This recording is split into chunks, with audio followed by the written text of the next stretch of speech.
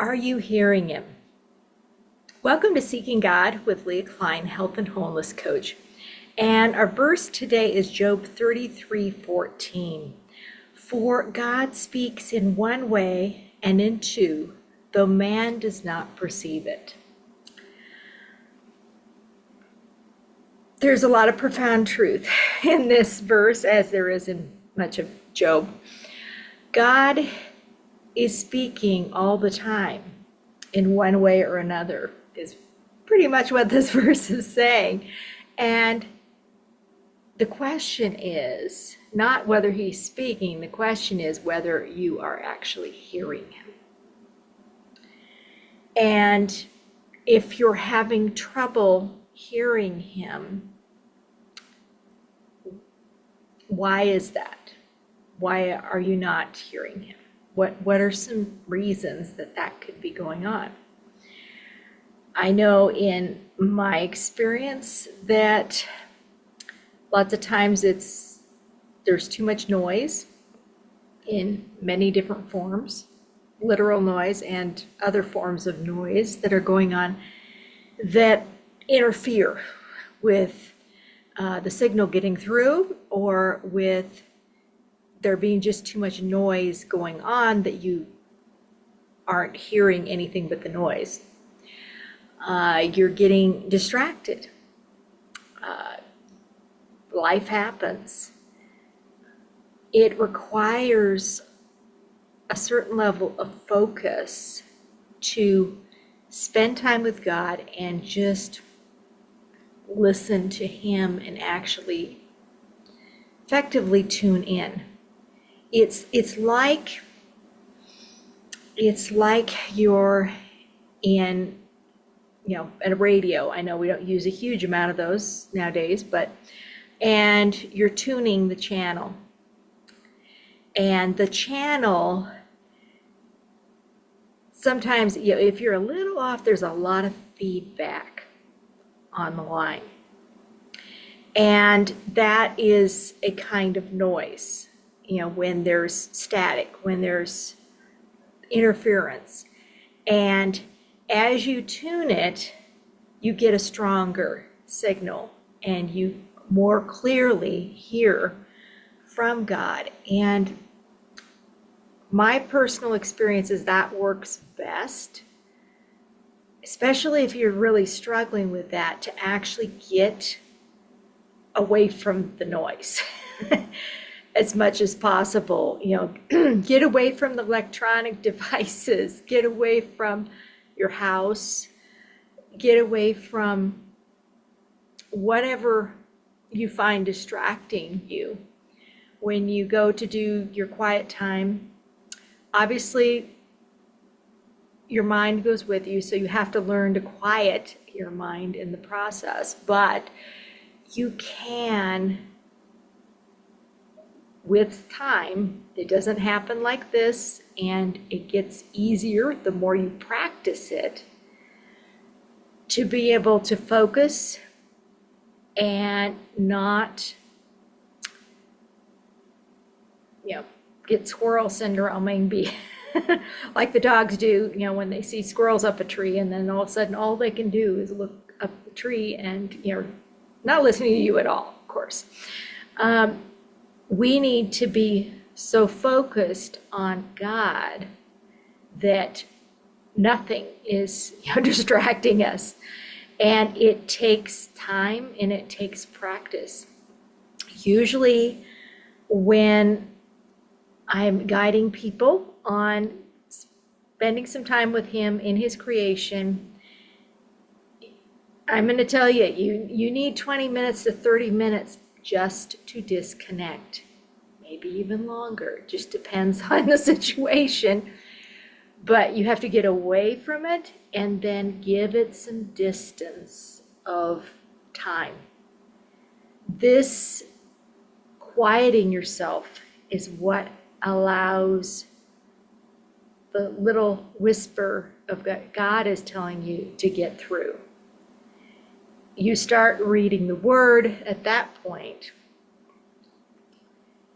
and then things start coming in, and you start, oh, why don't you read this? Or why don't you read a little farther in the same place? Or just little hints.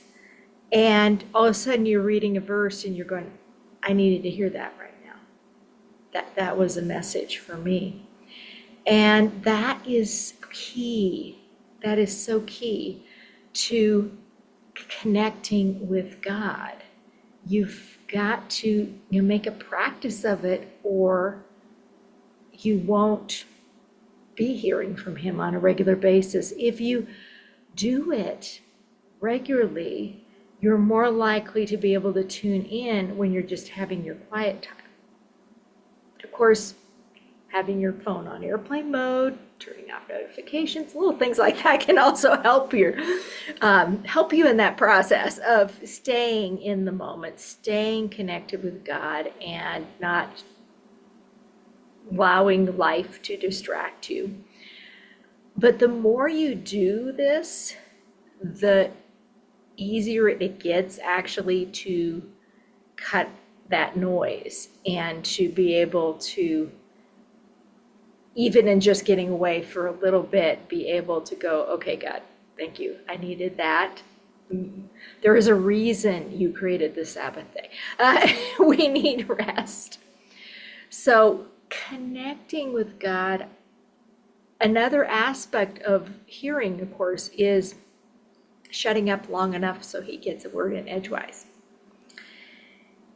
We tend to, I know I do it the same thing. We tend to just want to keep praying, keep talking, and not get quiet, and actually let God have a chance to direct you or to guide you as you look through the Word.